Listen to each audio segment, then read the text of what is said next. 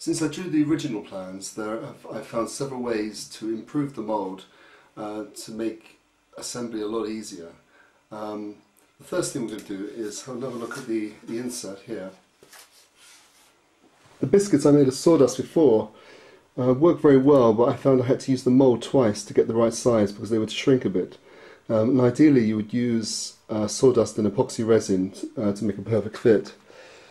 Alternatively, and this is probably the option I'm going to go for in future, is just to cut out a simple cross piece, cut to the same size, and this should hold. One thing you must do with the insert is to use some sort of screw to attach it. You don't want this going loose inside the instrument. So once you have it in position, I would suggest you drill a small hole and then screw it either from underneath or from in front so that it's secure. And then all you need to do is to wax it a little bit so that it can grip without sticking. Okay, the next advancement that's been made is the modification of the mould by adding some clamps, turning the mould into a clamp. This is thanks to Pete Howlett. What we do is we use these Allen key inserts. And the one I'm using is an M6 nut insert. And I got this from Screwfix in the UK. But you can get them in the States, you can get them all over the world. There might be slightly different sizes, so you need to just make sure you've got the right Allen key and the right nut for it, bolt for it, sorry. So basically we drill these into the mould, all the way along. And then we make sure that when our soundboard and ribs are all in, we've clamped all these three pieces together. To do that I'm going to insert a couple of bolts through there, I think, with some nuts.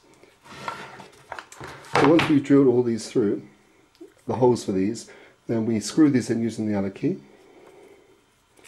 And then we should be able to, when our ribs are in, we should be able to use this very simple, it's just a piece of wood. This is a 1-inch one, but I might use slightly longer ones next time. These just screw in and you use the Allen key to tighten them up, and it means you don't have to have separate spool clamps that you have in violin making, and it means you can actually glue up the back and the front in one piece.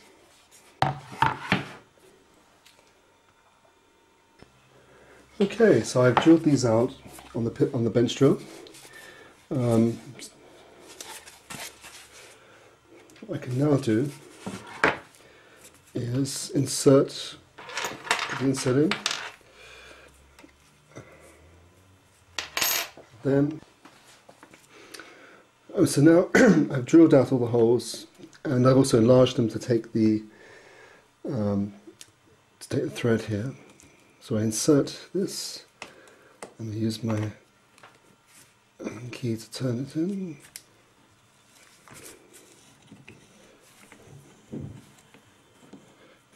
Okay.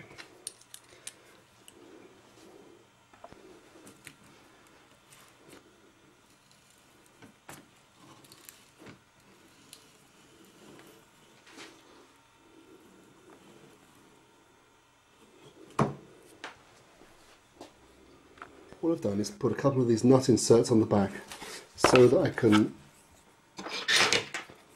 screw the whole assembly together. So when I'm clamping,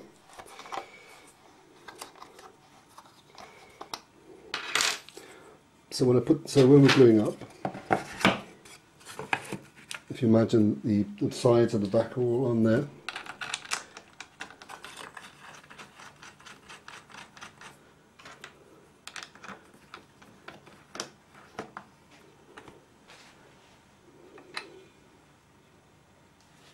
There we are.